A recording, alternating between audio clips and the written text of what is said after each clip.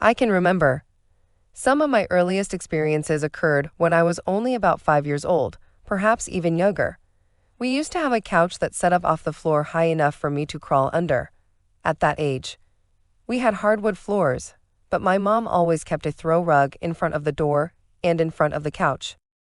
Mom always used to set aside one day for ironing, and it usually took her about half a day to get it done each week, as our family was quite large, with 4 kids, all in school except me.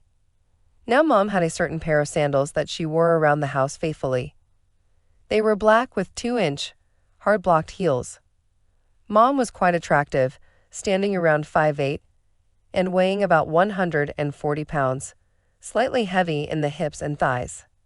I used to sit on the couch and watch Mom as she ironed clothes, watching her weight shift from one foot to the other, for hours at a time, wishing I could be under her feet somehow. One morning, as I was still laying in bed, I saw Mom in the living room, setting up the ironing board. She always set it up directly in front of the couch so she could watch TV as she ironed. Plus, she used the couch to keep the clothes that still had to be ironed, since it was right behind her and handy. My mom had on a pair of shorts and a sleeveless blouse and her black sandals, which was her typical everyday wardrobe around the house. As I lay there, suddenly it dawned on me how I might get my fingers crushed. When Mom walked out of the living room to gather the clothes to be ironed, I quickly got out of bed and went into the living room and crawled up under the couch. I extended my arm out and ran my hand up under the throw rug slightly and waited for her to come back. It wasn't long before I heard the hard heels of her sandals clicking on the hardwood floor as she returned to the living room. She dumped a huge armload of clothes on the couch and then took her position behind the ironing board. I lay there nervous, looking at her pretty feet as she shifted her weight from one foot to the other. My hand was about 4 inches behind her feet, under the throw rug. I knew if she stepped on my fingers with her heels, it would hurt really bad, but that's exactly what I wanted. Slowly, I began to slide my small tender hand toward her right heel, until my fingertips were actually at the point where Mom's heel was standing on the rug. I only had to wait a few seconds before Mom shifted her weight to her left foot and slightly raised her right heel as she repositioned the clothes on the ironing board. I slid my fingers under her raised heel, up to about the second joint, and then held my breath as I gritted my teeth for the pain I knew was about to come. Suddenly, Mom mashed her heel back down on my fingers and stood on them with all her weight. The pain was so incredible that not only did my eyes immediately fill with tears, but it took most of my breath away. Apparently, my fingers were so small and tender that Mom didn't even notice she was standing on them. They were just part of the floor as far as she was concerned. I could feel every move Mom's heel made on my fingers as she stood there ironing the clothes. Every ounce added and every ounce took away as she varied her weight from one foot to the other with the motion of ironing the clothes. After about 30 seconds of steady hard crushing, I finally gained my senses, and my eyes cleared from the tears enough that I could watch her heel as it crushed my tiny fingers.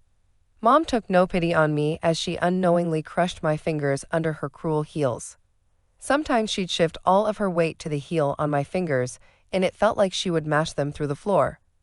Finally, after about a minute and a half or 2 minutes, she stepped off my fingers and stepped over and hung the shirt on a rack. I carefully slid my hand back until she returned, which was only a matter of seconds. My fingers were now throbbing from the incredible crush she'd already given me, but I wasn't through. As she took position again, I began to slide my hand toward her heel once again. It was almost like she knew what I was doing because as soon as my finger was right behind the heel of her sandal, she raised it slightly, allowing me to slide my fingers under it again. As soon as my fingers were under her heel about the same distance, she stood down on them again. This time, I think she must have noticed something under her heel because she rocked it from side to side a couple of times and then raised her foot and stomped my fingers hard with her heel. I was silently crying now as she stood on my fingers, satisfied that she'd stomped whatever it was flat. My small arm was now trembling from the excruciating pain, but I could do nothing but lay there and let my mom crush them as long and as heavily as she desired.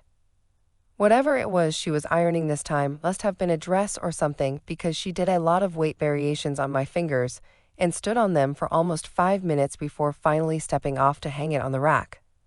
By now, my fingers were almost numb, so I just left them in place for her to come back. When she returned, she stepped squarely on them in the same place. My fingers were totally numb now, so I just lay there enjoying watching her cruel heel crush my tiny fingers. I could easily tell when all her weight was on my fingers because the edges of her heel would turn real white where they flattened out over the sandal. For the next 4 hours or so, I lay there watching Mom as she crushed my fingers under her heel. There were only a few minutes out of that 4 hours that she stood beside my fingers instead of on them. After she finished ironing and started taking the clothes to the closets, I quickly crawled out from under the couch and went to my room as if I'd been there all along.